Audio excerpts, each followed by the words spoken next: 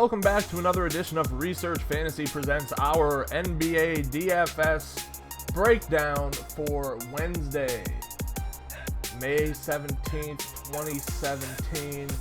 I really don't know what to say here, to be completely honest with you. We've got two games on the slate, and the Eastern Conference Finals will start tonight. The Western Conference Finals will move to San Antonio on Saturday, meaning that there's a good chance that we will get potentially two Eastern Conference games in between then, so it'll be interesting to see how they put the slates together. But let's start things out with Cleveland at Boston. My overall take on this series, just off rip, is that Cleveland will probably win. I was much higher on Boston coming into the playoffs, but consistently going to 7 games is going to put a toll on them. They've played pretty much double the amount of times that the Cavs have in a short period. The Cavs have been well rested, and the Cavs didn't dominate necessarily, but did outplay the Celtics in the regular season pretty heftily. If I had to guess, I'd say I'd put this series at 4-2, with it being a 4-2 margin that isn't as close as it sounds. So, kind of to kick things off with Cleveland, since they are the visiting team, which is something I'm sure we'll all forget and probably have already at this point. We all know it starts and ends with LeBron James. Is LeBron James likely to hit 5x value? Probably not, and it's probably not relevant. He's probably going to be the highest scoring player on the slate. There's at least a very good chance that that's the way things will work out. So I don't see any need to fade him. Beyond that, Kyrie Irving, priced up, definitely has the next highest potential to do well for the Cavs. I think he'll see some Avery Bradley defense that could slow him down, but overall I'm not too concerned. Kevin Love, I actually see this being a situation he can thrive in. He'll be, of the three, probably the least popular. Tristan Thompson should be able to get a lot of boards here, so if he's able to get 10 points a game and an assist and a couple blocks and steals, he should be fine.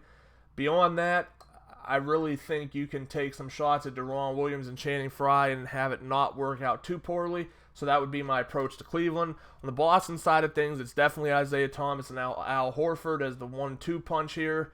Thomas is probably more scoring dependent than Horford. If you look at Horford's stat line and watch his game, he puts together pretty well-rounded stat lines. And that's the same we could say about Jay Crowder, except with Crowder we get more steals and blocks. Probably less in the other three categories, though, but he'd be my third option on the team. Avery Bradley stays in the tournament pool, but I never have really good exposure to him just because I think he's far more volatile than the others. And we've seen that ultimately in this postseason where he just disappears and no one knows what happens with him. Outside of that, I'd look to Marcus Smart as being a potential option. I'd look at Kelly Olynyk as being a potential option. That's probably where I'd stop my exposure. Now let's move over to the Western Conference series where Golden State leads 2-0. To nobody's shock, the Warriors won 136-100 on Tuesday night.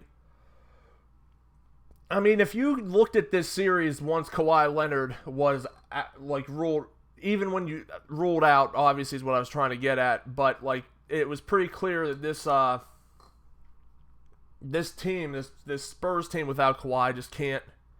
It's not going to be able to do what it needs to do against Golden State. So if for some reason Kawhi can't play Saturday, he's got a long period of time to rest before this series resumes. But if he's somehow unable to go Saturday, again, this is a situation where you pretty much want to just try to avoid. I think Jonathan Simmons is kind of now priced up. They're now trying to price guys up when they're performing. They're not just letting them do whatever they want, for lack of better terms. But I have a feeling Kawhi is going to play. If that's the case, he's the top option. Aldridge gets a bump. You can't expect Aldridge to step in and put up huge numbers without Kawhi, these guys are already without Parker. So, I mean, you're pretty much playing with nothing. And Aldridge, you could tell, just wasn't in it. Took stupid shots and ultimately just got double teamed pretty much the entire night. So that's why his stat line reeks of inefficiency. Pau Gasol, Jonathan Simmons, Patty Mills, Danny Green, David Lee, those are all guys, as well as Manu Ginobili, that I think you could put out there if Kawhi plays as potential punt options. But if Kawhi doesn't play, I mean, my strategy is just going to be to put as many guys in the Boston-Cleveland game as I possibly can. On the Golden State side of things, again, shock, awe. This is a situation where Steph Curry did actually, in truth, none of these guys did well. Steph Curry looked the best, came close to a triple-double considering the amount of minutes he played. He and Durant, even though Durant didn't do well but didn't have to in this game. Draymond Green still on my radar. Zaza, I think I'll give him one more game to see what pans out here, but I think he could be a reasonable play. Klay Thompson, absolutely not.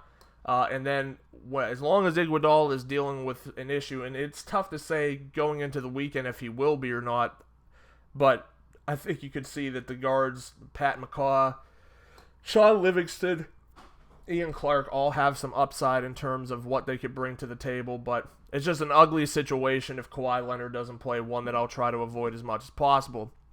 With that said, thanks for listening today. If you liked this video, give it the thumbs up. Make sure to subscribe to our YouTube channel below. Head over to Facebook, like us there, follow us on Twitter at Research and Win, and join us again tomorrow.